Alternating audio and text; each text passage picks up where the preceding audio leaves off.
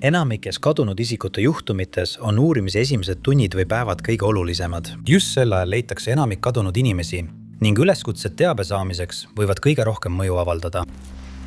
Number 10.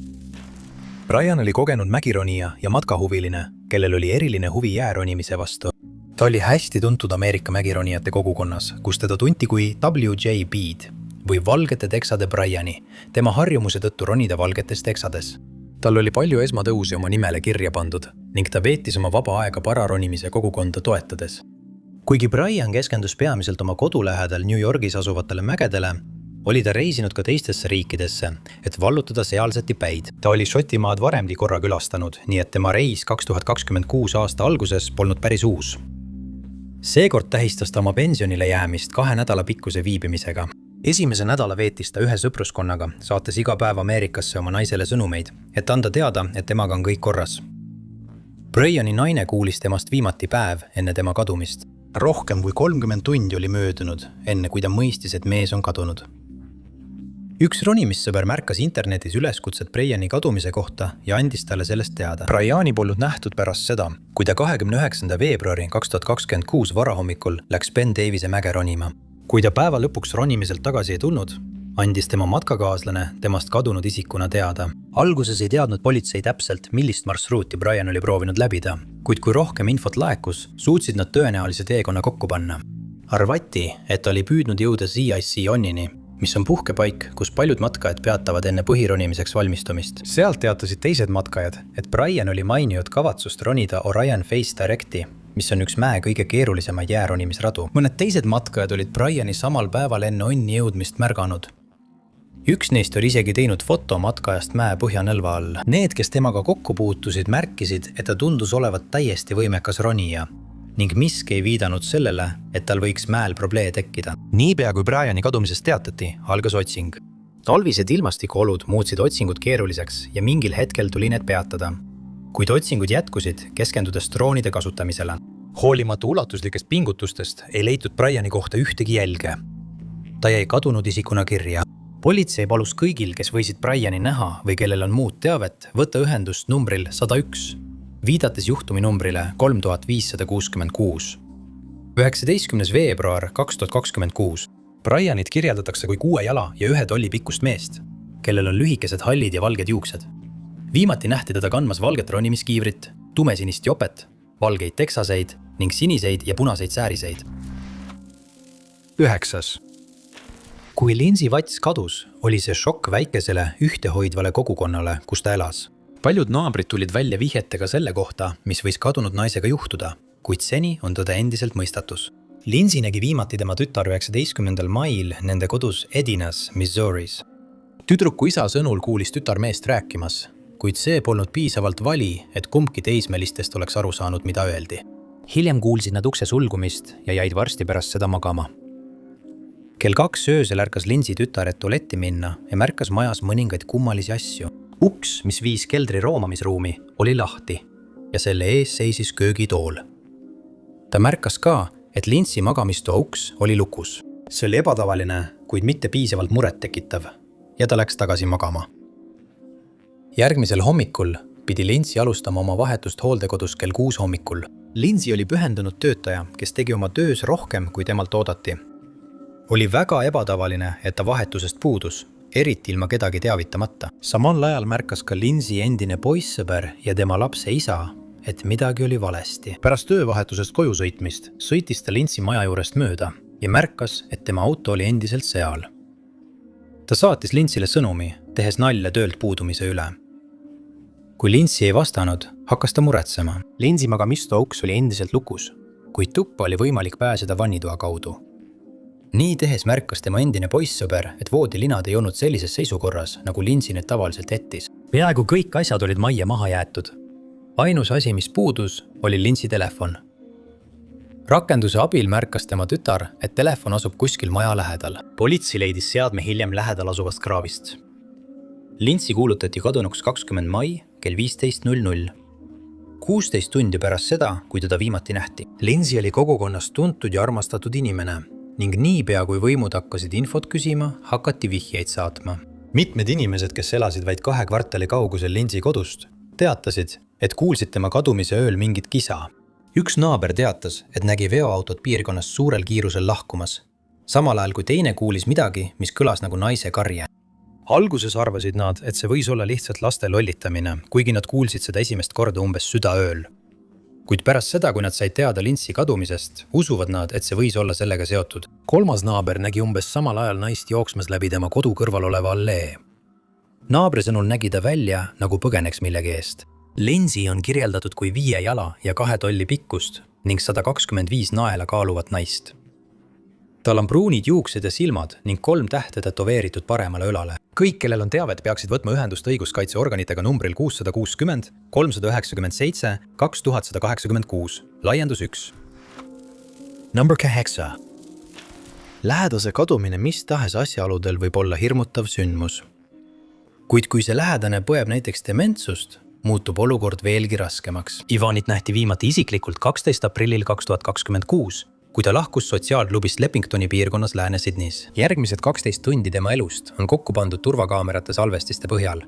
Kuid kuhu ta läks pärast seda, kui ta viimati kaamera vaateväljast kadus, jääb endiselt saladuseks. Tema perekonna sõnul elab Ivan hooldekodus, kus ta saab hooldust ja tuge dementsusega toimetulemiseks. Ta on endiselt üsna aktiivne ja liikuv, isegi 75-aastaselt suudab ta läbida pikki vahemaid. Ivan veetis pärastlõuna Istras Social Clubis ja lahkus umbes kell 17.30. Uurijatel on järgmiste tundide sündmuste ajakava. Ivan sõitis rongiga Glenfieldi ja naasis Leppingtoni raudteejaama umbes kell 19.30. Sealt suundus ta Rossmore'i maakohta. Kella 21 ja 22 vahel nägid tunnistajad teda mitme kinniste juures väljas, enne kui ta näiliselt jälle kadus. Järgmisena nähti Ivanit turvakaamera salvestisel, kui ta ületas Bringelly Roadi kell 00.45. Salvestisel oli näha, kuidas Ivan kõndis tee eraldusribal ning üks autojuht pidi peaaegu täielikult peatuma, et talle otsa mitte sõita. Ühel hetkel peatus ta ja istus tee ääres 9 minutit, enne kui taas kõndima hakkas. Viimane kinnitatud nägemine näitas Ivani kõndimas põhjasuunas Kelvin Park Drive'i ja Northern Roadi poole. Ivani tütre sõnul võib olemas olla veel üks kaamerasalvestis, mis näitab kadunud meest. Sõber, kes elab Kelvin Park Drive'il, salvestas turvakaamera lindile kellegi, kes kõndis taskulambiga piirkonnas vahetult pärast südaööd päeval, mil Ivanit viimati nähti. Politsei sõnul on tegemist tõenäoliselt kohaliku elanikuga, keda piirkonnas tuntakse tema öiste jalutuskäikude poolest. Siiski salvestas sama turvakaamera lindile ka teise isiku, kes kõndis piirkonnas kell 4.24 hommikul. Seekord taskulamp ei olnud ja meest nähti kõndimas aeglasemalt. Politsei pole suutnud tuvastada, kas see oli Ivan või mitte, kuid tema perekond usub, et see võib olla ajajoone seisukohalt oluline vihje. Olenemata sellest, kas viimati nähti teda Kelvin Park Drive'il või Bringelly Roadil, pole Ivanit nähtud alates 13. aprilli varahommikust. Perekond, sõbrad ja politsei on palunud tunnistajatel endast märku anda. Vähemalt üks võimalik nägemine on välistatud, kuid perekond loodab endiselt, et keegi teab midagi ja aitab neil Ivani leida. Ivanit kirjeldatakse kui 5 jala ja 4 tolli pikkust, keskmise kehaehitusega ning lühikeste hallide juustega meest. Viimati nähti Ivanit kandmas valget Adidase T-särgi, tumesiniseid lühikesi pükse, valgeid sokke ja tumedat värvi jalanõusid. Kõigil, kellel on teavet, palutakse võtta ühendust Crime Stoppersiga numbril 1 800 333 0000 1-800-333-000 või allaoleval lingil. Number 7. Peaaegu 3 kuud on möödunud sellest, kui Robert Fox kadus kummalistel asjaoludel. Pärast tema perekonna esialgset uurimist on leitud vähe uusi vihjeid, mis võiksid selgitada, mis temaga juhtus. Robertit nähti viimati 19. märtsi 2026 aasta õhtul. Ta viis oma naise koju, seejärel sõitis Lick Creeki piirkonda South Pointis, Ohios, et külastada sõpra. Järgmisel hommikul sai tema perekond aru, et ta polnud koju tulnud. Tema naise Letitia sõnul oli väga ebatavaline, et Robert koju ei tulnud. Ta kasutas kadumise ööl oma naise autot ning tema jaoks polnud tavapärane jätta naist ilma autota. Roberti perekond alustas ise otsinguid ja leidis kiiresti kadunud sõiduki, mis oli pargitud Lawrence Village'i korterite juurde. Hoone väljas asuval teerajal leidsid nad tema võtmed ja telefoni, kuid polnud ühtegi vihjet, kuhu Robert oleks võinud minna. Üks kaamera salvestas auto parkimise korterite juurde ja mehe, kes sõidukist väljus. Letitia suutis kinnitada, et see isik polnud Robert ning puudus igasugune tõend, et tema abikaasa oleks kunagi korterikompleksi külastanud. Robert kuulutati samal päeval kadunuks ning politsei alustas tema kadumise osas oma uurimist. Turbakaamera salvestisel oleva mehe isik on teada, kuigi seda pole avalikult avalikustatud. Letitia ütles meediale, et politsei oli meest üle kuulanud ja tema vara uurinud, kuid ei leidnud ühtegi vihjet, mis võiks selgitada, mis tema abikaasaga juhtus. Uurijad ütlesid samuti, et nad on läbi viinud lugematul hulgal läbiotsimisi ja avalikkusega intervjuusid. Kui mõnest neist intervjuudest ilmes mingeid tõendeid, siis neid ei ole avalikkusele kättesaadavaks tehtud. Uurijad on öelnud, et usuvad, et keegi teab selles juhtumis midagi. Roberti perekond on jätkuvalt palunud teavet ja püüdnud korraldada eraviisilisi otsinguid. Kahjuks on ulatusliku eraviisilise otsingu läbiviimine olnud keeruline, kuna puudub teave, mis aitaks otsingu ala kitsendada. Siiani pole avalikkusele avaldatud ühtegi vihjet peale nende, mille Roberti perekond avastas siis, kui ta kadunuks jäi. Robertit nähti viimati kandmas sinist King Daughtersi särki, kaakivärvi pükse ja valgeid tenniseid. Kõik, kellel on selle juhtumi kohta teavet, võivad võtta ühendust Lawrence'i maakonna šerifi bürooga numbril 740 5323 525 number 6. Casey töötas multimeedia produtsendina loovagentuuris, aidates korraldada kampaaniaid sellistele ettevõtetele nagu Smeg, Kia Austraalia ja Commonwealth Bank. Teda nähti sageli Sydney idapoolsetes eeslinnades ja ta ei paistnud tegelevat ühegi tegevusega, mis oleks teda ohtu seadnud. Katie kadumise täpne ajajoon on ebaselge, kuid mingil hetkel said tema lähedased aru, et keegi ei tea, kus ta on. Kohalik kuule politseile teatati, et ta on kadunud ja tema kadumise uurimine algas. Politsei suutis jälgida Kati viimaseid teadaolevaid liikumisi õhtuni, mil ta viimati telefonis rääkis. Umbes kell 19.40 23. mail nähti teda Bondi rannas. Selle nägemise täpne iseloom pole avalikustatud, kuid see oli piirkond, kus Kati sageli käis. Ränd asub Sydney eeslinnades ja oli Katile tuttav piirkond. See on samuti äärmiselt ohtlik piirkond ja tuntud tugevate tagasivoolude poolest. Isegi tugevad ujujad võivad hoovuse tõttu hätta sattuda. Aastatel 2005–2019 kaotas rannas elu üle 30 inimese, enamik neist vees. Pole teada, kas Kati oli oma kadumise päeval vees. Vaatamata info puudumisele jõudis Kati kadumine rahvusvahelise avalikkuse ette. Enne loovagentuuris töötamist veetis ta 7 kuud Endemol Shine'is Austraalias, kus ta oli tõsielu saate Abielus esimesest silmapilgust 12. hooaja produtsent. Kati välimust on kirjeldatud kui kaukaaslast. Ta on 5 jalga 2 tolli pikk, kõhna keha ehitusega, pruunide silmade ja pruunide juustega. Tal on väike musta värvi liblika tätoveering paremal käel. Riietust, mida ta kadumise ajal kandis, ei ole kirjeldatud. Kõik, kellel on teavet, võivad võtta ühendust kuritegude teataja telefonil 1803 018 103 0050 või allpool toodud lingi kaudu. Kohalik politsei tuletas avalikkusele meelde, et teavet käsitletakse konfidentsiaalselt ning seda ei tohiks edastada Uus-Lõuna-Walesi politseile sotsiaalmeedia kaudu. Number 5. Lucy kadumisest on möödunud vaid veidi üle nädala, mistõttu on otsingud alles algusjärgus ja lootus, et kadunud inimene tuuakse turvaliselt koju, on endiselt suur. Lucy on juuksuri ja ilutöötaja ning 1 lapse ema Kentist, Inglismaalt. Peresõnul reisis Lucy Bresti Prantsusmaale, et osaleda muusikafestivalil, kuigi täpset festivali pole täpsustatud. Kogu suhtlus Lucyga katkes 30. mail, mis oli ka päev, mil teda viimati teadaolevalt nähti. Järgmisel nädalal püüdsid tema sõbrad ja perekond temaga tavapäraselt ühendust võtta, kuid kadunud turistilt ei saadud ühtegi vastust. Pärast nädal aega kestnud vaikust kuulutasid nad ta kadunuks ja algas rahvusvaheline otsing. Esialgsed teated väitsid, et Lucy viimane teadaolev viibimine oli Brestis, Bretagne linnas. Kuid kui hakati infot otsima, tuli päevavalgele uusi andmeid. Tundus, et Lucyt oli nähtud Pariisi Bercy linnaosas mõni aeg pärast Bretagne saabumist. Lucy'ga suisa sõnul on ta väga haavatav ja perekond on tema turvalisuse pärast mures. Kuna juhtum on nii värske, on Lucy kadumise puhul palju rohkem küsimusi kui vastuseid.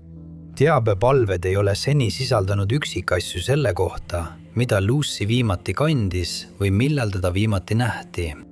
Kenti politsei on teatanud, et nad teevad koostööd partnerasutustega, sealhulgas Välis-, Ühendkuningriigi ja Arengubürooga ning Interpoliga, et aidata uurida Lucy kadumist. Kõik, kellel on olulist teavet tema kadumise kohta, peaksid helistama numbrile 999 ja viitama juhtumile numbriga 011 1644. Kõik muu teave võib edastada numbril 101 või veebis otsevestluse kaudu politseiosakonna all oleval lingil. Number 4. Zafar Padamsi Mawani ja Guillermo Jafet Hidalgo Ortiz. Chicago baar kolisid Mehhiko linna, et aidata eakat sugulast. Vähem kui aasta pärast kolimist kadus paar kahtlastel asjaoludel, jättes sõbrad USA-s üritama välja selgitada, mis juhtus. Sõprade ja peresõnul oli Guillermo tuntud liige Chicago külalislahkuse valdkonnas ning Zafar oli Chicago ülikooli lõpetanud. 2025 aasta oktoobris kolis paar oma kodust USA-s Mehhiko linna, kus elas Zafari ema. Tal oli diagnoositud Alzheimeri tõbi ja ta vajas lisatuge.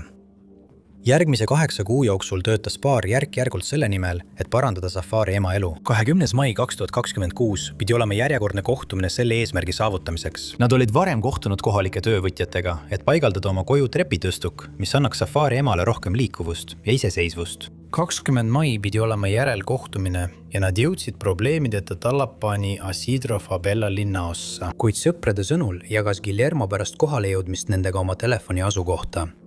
See oli ebatavaline ja nad arvasid, et see viitab sellele, et ta oli millegi pärast mures. Kuid kumbki mees ei saatnud ühtegi sõnumit ega helistanud abi saamiseks. Arvatakse, et asukoha jagamise ajal sõitsid nad autos koos väidetavate töövõtjatega. Umbes kell 18.20 mõlemad telefonid kadusid WhatsAppist. Ei Zafar ega Guillermo naasnud koju. Ainuüksi kadumine oleks olnud ebatavaline selle paari jaoks, kes oli kolinud teise riiki vaid selleks, et aidata haiget sugulast. Aga ühe mehe pangakonto tegevus järgmise 2 päeva jooksul andis sõpradele ja perele märku, et midagi oli tõsiselt valesti. Umbes 24 tundi pärast nende viimast nägemist registreeriti ühe mehe pangakontol tegevust. Järgmiste tundide jooksul registreeris keegi mitu inimest suurte rahasummade ülekanneteks. Pank saatis nende registreerimiste kohta automaatsed teavitused, hoiatades paari lähedasi ebatavalise tegevuse eest. Zafar ja Guillermo kuulutati kadunuks 23. mail vaid 3 päeva pärast seda, kui nad jäljetult kadusid. Pere ja sõbrad Ameerika Ühendriikides on kutsunud USA saatkonda üles juhtumiga tegelema. Mehhiko konsulat Chicagos teatas, et on pühendunud konsularabi osutamisele oma volituste piires. Kuid ei saanud ametlikku teavet anda, kui uudised kadumisest esmakordselt USA's pealkirjadesse jõudsid. Sellest ajast alates on juhtumi kohta vähe uut teavet avaldatud. Zafarit kirjeldatakse kui 56 aastast 170 cm pikkust ja Keenia päritolu meest. Viimati nähti teda kandmas punast ruudulist särki. Guillermo oli kadumise ajal 57-aastane, 170 cm pikk, läbistatud kõrvadega ning tal oli käsivarre siseküljel armastust ja rahu sümboliseeriv tätoveering. Viimati nähti teda kandmas kreemikat poolosärki. Kõik, kellel on juhtumi kohta teavet, võivad võtta ühendust võimudega numbril 555 484 0430. Number 3. Kui otsingu ja päästemeeskonnad hakkasid ühel väikesel Kariibi meresaarel kadunud hollandlast otsima, oli see isiklik asi. Järgnes nädal aega ulatuslikke otsinguid, kuid Erik Mathiessen on endiselt kadunud. Erik oli oma kadumise ajal 53-aastane. Ta oli meditsiinitöötaja Hollandist, kes oli sõitnud Saabale, et töötada Mount Sinai torni projekti kallal. Kõik neist kulgevad plaanipäraselt ja Erik nautis oma vaba aega saarel. Erik oli kirglik looduse sõber, nii et polnud midagi ebatavalist, kui ta 13. mail matkale läks. Sel õhtul ei naasnud Erik oma majutuskohta. Inimesed said kiiresti aru, et ta on kadunud ja kadunud matkalise otsingud algasid kohe. Maapealsed otsingud algasid Fort Bay piirkonnas ning elanikel paluti kontrollida kaamerasalvestisi, et leida mingeid jälgi kadunud mehest. Võimud kasutasid ka termokaamerate või droone, et proovida Erikut leida. Kaamerasalvestised aitasid otsingumeeskondadel kitsendada mõningaid võimalikke asukohti, kuhu Erik võis matkama minna. 4 maapealset meeskonda saadeti tuvastatud piirkondade radadele. Teisi matkalisi paluti radadelt eemale hoida, et nad ei takistaks otsingutöid. Torniprojekti raames saarele toodud koptereid kasutati nüüd kadunud töötaja otsimiseks. 17. mail saabus Hollandi linnaotsingu ja päästemeeskond. See on spetsiaalne hädaolukordadele reageeriv üksus, mis on pühendunud ohvrite leidmisele ja meditsiinilise abi osutamisele pärast ehitiste varinguid põhjustanud katastroofe. Grupp töötab nii Hollandis kui ka välismaal, aidates loodusõnnetuste, näiteks maavärinate tagajärgedega tegelemisel. Gruppi kuulub vähem kui 200 kõrgelt koolitatud spetsialisti ja üks neist oli Erik. Erik oli aastaid töötanud organisatsiooni koosseisus vanemparameedikuna. See tegi tema otsimise organisatsiooni jaoks veelgi olulisemaks. Kahjuks tundus juba nende saabumise ajaks, et võimalused Eriku elusalt leidmiseks olid väikesed. Pärast 82 tundi ilma kadunud mehest jälge leidmata teatasid võimud, et otsingud on nüüd tõenäoliselt pigem päästetöö asemel juba otsingud surnukeha leidmiseks. See ei takistanud otsingumeeskondi tegemast kõike võimalikku, et kadunud meest leida. Pärast nädalapikkust ulatuslikku otsingut pidi meeskond teatama, et ametlik otsing on lõppenud. Kadunud Eeriku jälgi ei leitudki kunagi. Ta on endiselt kadunud ning kõik, kes sel suvel matkateedele lähevad, peaksid olema tähelepanelikud ja järgima ise ohutuid matkamistavasid.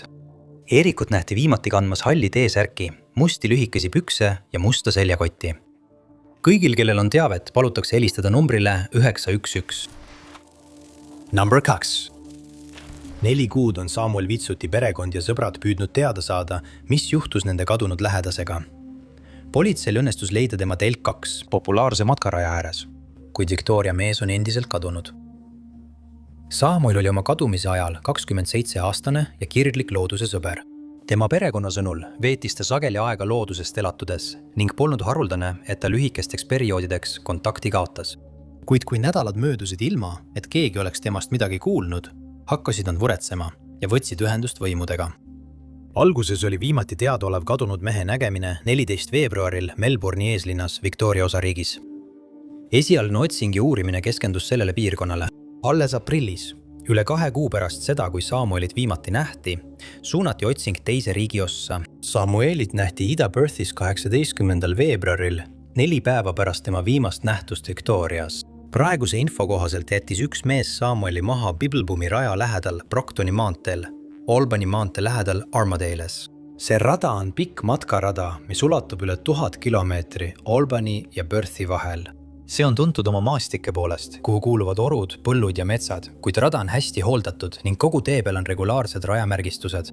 Suur osa rajast hõlmab mitmeid laagriplatse, mis asuvad umbes päevase jalutuskäigu kaugusel üksteisest. Kuid raja ametlikul veebilehel hoiatatakse, et kogu rada ei ole võimalik läbida nii, et igal ööl saaks majutuses peatuda. Samueli kogemus matkajana tähendas, et mitu päeva ilma tavapärase majutuseta olemine ei oleks talle eriti muret valmistanud. Kui teda viimati nähti, kandis ta kaasas matkavarustust ja tundus olevat matka jaoks hästi ette valmistatud. Märtsi lõpus hakkasid teised matkajad märkama rajal telki, mis oli hüljatud. See asus Canningi onnis, vaid mõnetunnise jalutuskäigu kaugusel kohast, kus Samuelit viimati nähti. Hüljatud telgist teatati võimudele, kuid alguses ei tehtud selle suhtes midagi. Alles 6 aega hiljem seostati telk kadunud mehega. Politsei ning otsingu- ja päästemeeskonnad kammisid piirkonna läbi, otsides märke Samuelist või mõnest muust varustusest, mis tal võis kaasas olla. Kasutati droone ning politsei avaldas drooni videod avalikkusele, paludes teavet. Kahjuks uusi vihjeid ei leitud. Otsingumeeskonnad ei ole suutnud välja selgitada, miks Samuel oma telgi ja muud asjad maha jättis. Bibblebumi rada on sirgjooneline matkarada. Telgi juurde tagasi jõudmiseks oleks Samuel pidanud tagasi minema mööda sama teed, kus ta tuli, mitte tegema ringi nagu teistel matkaradadel. Võib-olla kavatses ta telgist vaid lühikese maa kaugusele minna, enne kui midagi juhtus. Kui see nii oli, siis ei jäetud maha ühtegi vihjet selle kohta, mis tegelikult juhtus. Samuelit kirjeldatakse kui 170–180 cm pikkust, keskmise kehaehitusega meest, pruunide juuste, habeme ja vuntsidega. Tal on tätoveeringud vasakul käsivarrel. Teda nähti viimati kandmas musti pükse, punast T-särki või heledat kampsunit ja plätusid. Politsei on palunud kõigil, kellel on juhtumiga seotud teavet, võtta nendega ühendust numbril 1314 või helistada Crime Stoppersile numbril 18030 number 1. Matkamisel on igal aastaajal omad riskid, eriti üksinda matkates. Aga matkamine Nova Scotias aprillikuus toob kaasa oma ainulaadsed ohud, millest paljud matkajad ei pruugi teadlikud olla. Raske maastiku, külma ilma ja metsloomade tõttu võivad paljud asjaolud takistada ränduri koju naasmist.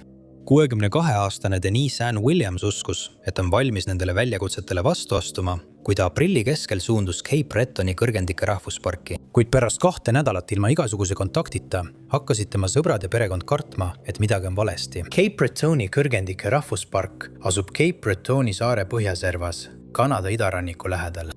See on tuntud oma maaliliste vaadete poolest, sealhulgas mägede, Juga ja Shedia Campi jõe poolest.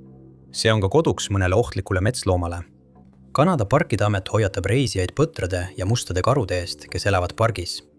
Samuti kujutavad koiotid ohtu. see park on koht, kus toimus ainus teadaolev surmaga lõppenud койoti rünnak täiskasvanule.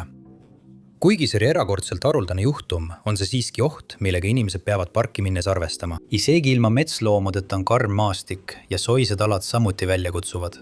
Kanada parkide amet hindab Acadia matkarada mõõduka raskusastmega rajaks, kus on tõusud ja mõned lühikesed järsud lõigud. See ületab ka veekogusid, mis muudab raja veelgi keerulisemaks. Sellest hoolimata ei oleks see pidanud Denisele suureks probleemiks olema. Denise oli reisinud Kanadasse oma kodust Austraaliast. Ta oli seikluslikul puhkusel, avastades Kanada idarannikut ja matkates läbi maailma kõige huvitavamate paikade. Ta oli kogenud matkasel ja näis, et ta ei muretsenud üksi reisimise pärast. Tema pere kuulis temast viimati 15. aprillil, kui ta ütles neile, et reisib Shediac Campi, kalurikülla, Cape Bretoni saare läänerannikul. Ei olnud ebatavaline, et oli nende matkade ajal lühikest aega kättesaamatu. Cape Bretoni kõrgendike rahvuspargis on mobiililevi kehv. Nii et pidev kontakt perega polnud realistlik. Aga kui 2 nädalat möödus ilma ühegi kontaktita temalt, hakkasid nad arvama, et midagi on valesti. Denise'i kadumisest teatati 29. aprillil ja Kanada kuninglik ratsapolitsei alustas kohe uurimist. Ei läinud kaua, kui Denise'i rendiauto leiti Parks Canada külastuskeskuse juurest Shediac Campis, Acadian Traili raja alguse lähedalt. Kohalike sõnul oli see auto seisnud seal puutumatuna 2 nädalat.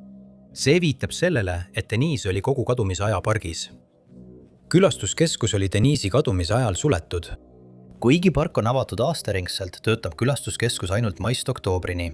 See tähendas, et Denise ei pidanud matkaradadel kõndimiseks pargipääset ostma. Kuid see tähendas ka seda, et keegi ei teadnud, et ta pargis viibib. Kui Denise oleks valinud Acadian Traili, oleks ta pidanud suutma selle läbida vähem kui 1 päevaga. Kui ta päeva lõpuks tagasi ei tulnud, oleks pargitöötajad märganud, et midagi on valesti. Kui ta oleks külastanud pargi tavapärasel hooajal, tegelikult ei märgatud tema puudumist nädalaid. Alustati ulatuslikku kadunud matkalise otsingut. Otsingu ja päästemeeskondade sõnul veetsid nad suurem osa ajast tavarajadest eemal otsides. Lumesadu ja tihe taimestik tegid mõnes kohas maapinna nägemise raskeks.